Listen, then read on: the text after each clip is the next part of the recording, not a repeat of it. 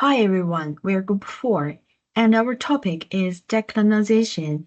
I'm Zhang Xingyue, and here are my group members, Gao Xuange, Liu Yuwan, Zhang Hengshuo, and Song Xuhao. Today, we're going to talk about this topic in 5 main parts. Now let's begin with the first part, the foundation of colonialism. Colonialism did not start only with military power, but with ideas. Philosophies like Francis Bacon and Rene Descartes shaped how Europeans viewed the world.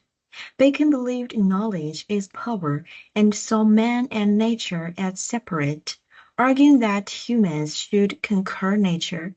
Descartes introduced Cartesian dualism, dividing mind and body and treating nature as lifeless, something to be studied and controlled. These ideas built an anthropocentric and Eurocentric worldview, placing humans, especially Europeans, above the nature and other peoples. This mindset justified both the exploitation of land and the erase of non-European knowledge system, known as epistemicide. Well, let's begin with the definition and goals of colonialism. Colonialism is a system where European powers occupied and exploited foreign lands and resources. It was supported by the idea of Bacon and Descartes, who viewed nature as something to be conquered. This thinking justified the domination of both nature and other peoples. The main goals were to extract resources, promote the civilizing nation, and build global dominance. In short, colonialism turned European philosophy into real political and economic control. Now let's move to the reasons behind colonialism. There were 4 main reasons behind it. The first one, economically, European nations saw raw materials and new markets, and religiously, they wanted to spread Christianity and Western culture. Third, politically, colonials symbolized national power and pride, and ideologically, as a patriotism and Europeanism made Europeans believe they were superior and had the right to rule others. So, colonialism was not just about money, it was about the belief and control. In British Malaysia, colonial rule began with Penang in 1886, then Singapore in 1819, the Angola Treaty in 1824, and independence in 1957. The British developed rubber and tin industries, used indirect rule, and divided ethnic groups into maintain power. And English education also weakened local culture. The case shows how the philosophical idea of conquering nature became the colonial reality of conquering land and people.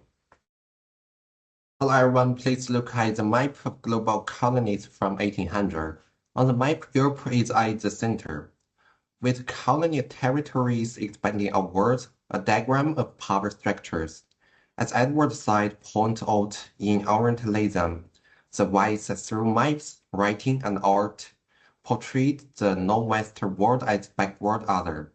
This colonial gaze made Europe the center of reason and civilization, while the other lost the right to self-expression. This might show us that colonization is not merely territorial expansion but also a monopoly of perspective. As these 2 images illustrate the shift in the power of knowledge, colonialism not only seizes the land but also destroys the knowledge system of the colonized, a phenomenon known as epistemicide. This type of post-colonial criticism is to empower the oppressed to speak again, moving from being defined to self-representation. After that, we will talk about the decolonizing representation. Please see Diego Rivera's Pan-American Unity. He just opposes Europe and the Americas, placing Latin American labors and the indigenous figure at the center. Rivers use art to change the colonial narrative, achieving counter-restoration and re-representation. Decolonization is not merely about political independence, but also a shift in cognition, from egocentric to ecocentric, allowing the other to become the subject of co-creation of the world. Okay, let's talk about part 4, the destruction of knowledge systems.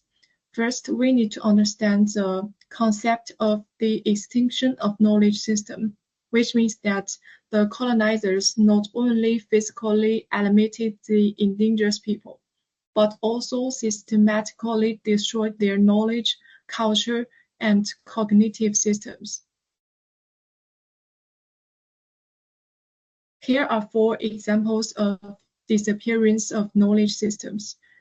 Muslims and Jews in Andalusia, the civilizations of Aztecs, Mayas, Incas in the Americas, established through the slave trade in Africa, and the European female.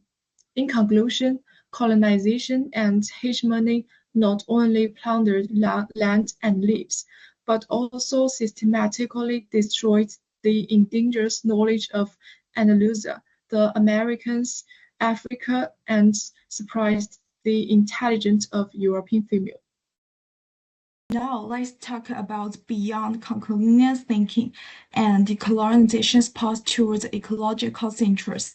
So the coin of colonialism left behind a mental legacy of separation and hatred. To deconstruct it, we need to complete a fundamental transformation from self-centeredness to ecologically colonial thinking stemmed from a binarist worldview that placed humans above nature justified explorations. In contrast, on the other hand, regard the earth as the community of life.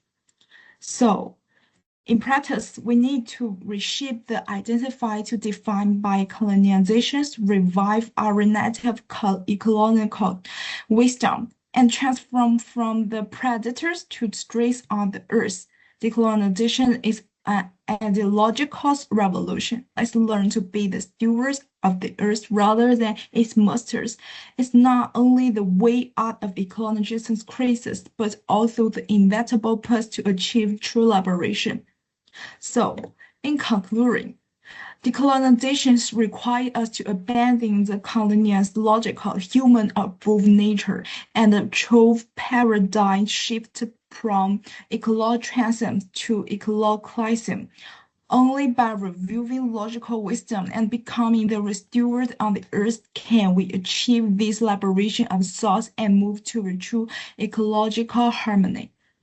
So that's all our presentations. Thank you for listening. Bye.